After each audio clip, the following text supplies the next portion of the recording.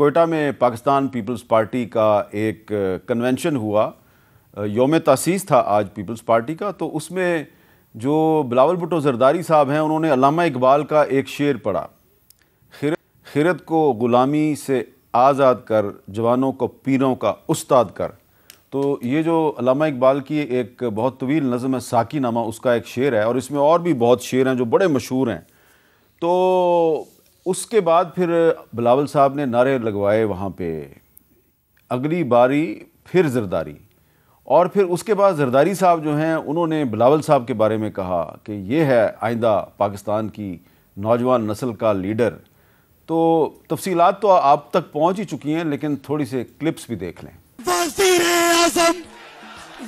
اعظم جب آپ نے نعرہ مارا پرائم منسٹر کا تو شعر آ گیا میرے دماغ میں کہ زبان خلق کو نکارہ خدا سمجھو۔ تو انشاءاللہ وہ وقت آئے گا۔ بلاول کو ہم نے یوتھ کا، آپ کا، آنے والے کل کا لیڈر بنانا ہے۔ اگلی باری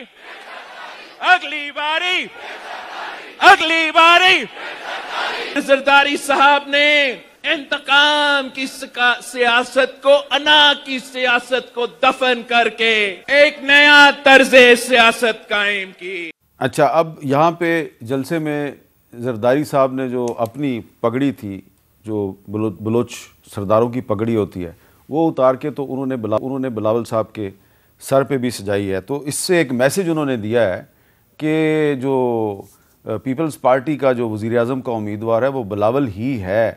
تو یہ ساری جو آج وہاں پہ کارروائی ہوئی ہے، اس میں جو پیغام ہے وہ آپ کو سمجھ آ گیا ہے وہ کیا ہے۔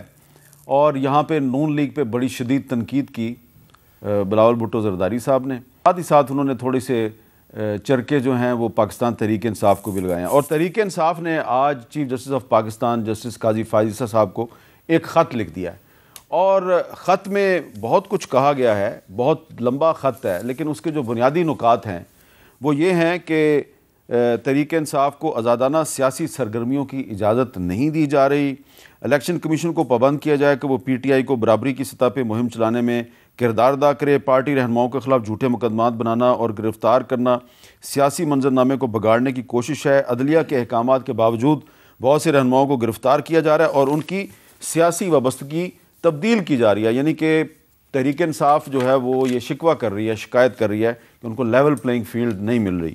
تو اس پہ ہم گفتگو کریں گے۔ ہمارے ساتھ موجود ہیں جناب سینیٹر ڈاکٹر مصدق ملک صاحب، مسلم لیگ نون کے سینئر رہنما، جناب مصطفیٰ نواز کھوکھر صاحب سینئر سیاستدان، اور جناب نعیم حیدر پنچوتا صاحب جو کہ پاکستان تحریک انصاف کے ترجمان برائے قانونی امور ہیں اور چیئرمین تحریک انصاف کے ترجمان بھی ہیں۔ میں گفتگو کدھر سے شروع کروں ملک صاحب، ادھر سے کہ ادھر سے؟ تو آپ کو کیا لگا، کیونکہ آج بلاول صاحب نے نون لیگ پہ بھی بڑی تنقید کیا، لیکن وہ جو زرداری صاحب نے بلاول کے سر پہ جو پگڑی رکھی ہے تو کیا مطلب ہے اس کا؟ دیکھیں جو انہوں نے وہ جوانوں کو پیروں کا استاد کر، مجھے ایک دفعہ بڑی اچھی طرح یاد ہے، میں کالج کے زمانے کی بات ہے، تو ایک ہمارے دوست تھے، وہ کہیں راستے میں پولیس نے ان کو روک لیا، تو ان کے والد کو جانتے تھے شیخ صاحب کو پولیس والے، تو انہوں نے کہا کہ تسی شیخ صاحب دے بچے ہو؟ تو انہوں نے کہا نہیں نہیں۔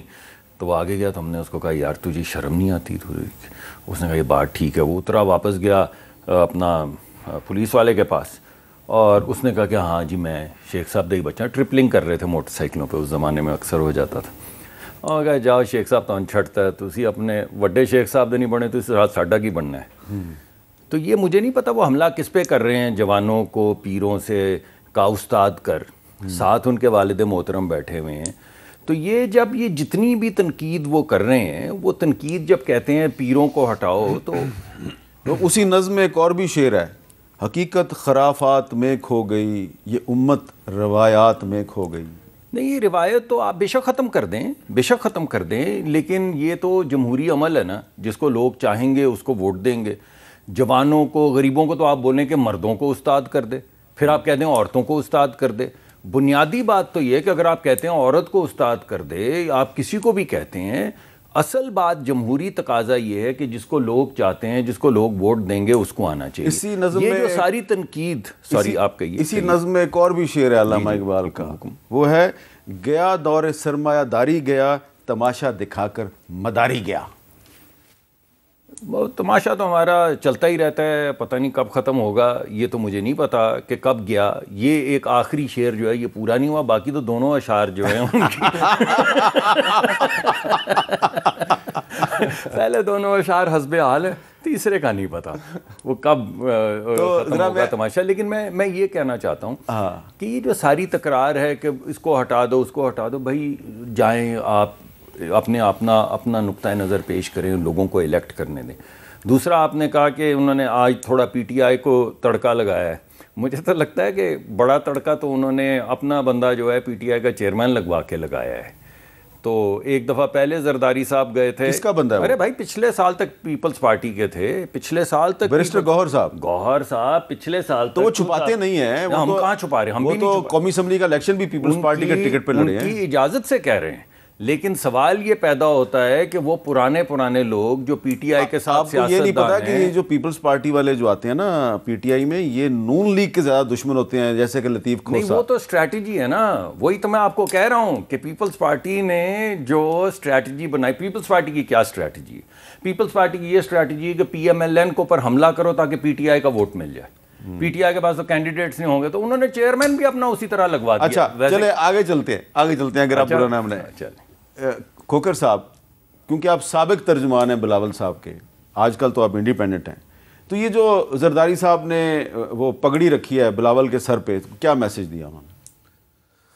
میر صاحب کلیئرلی ایک امپریشن جو تھا کنفیوژن کا، جو پیپلز پارٹی کے رینک اینڈ فائل میں پیدا ہو گیا تھا آپ کے انٹرویو کے بعد، اس کو ڈسپیل کرنے کی کوشش کی ہے. اور الیکشن سے پہلے جو کنفیوژن ہے وہ پیپلز پارٹی بھی یہ بات سمجھتی ہوگی کہ انہیں اس کی ایک بڑی قیمت ادا کرنی پڑ سکتی ہے کہ جب آپ کے رینک اینڈ فائل کو یہ پتہ ہی نہ ہو کہ کس کی پارٹی کے اندر چلنی ہے، کس کی نہیں چلنی ہے، تو وہ الیکشنوں پہ اس کے بڑے غلط اثرات پڑتے ہیں.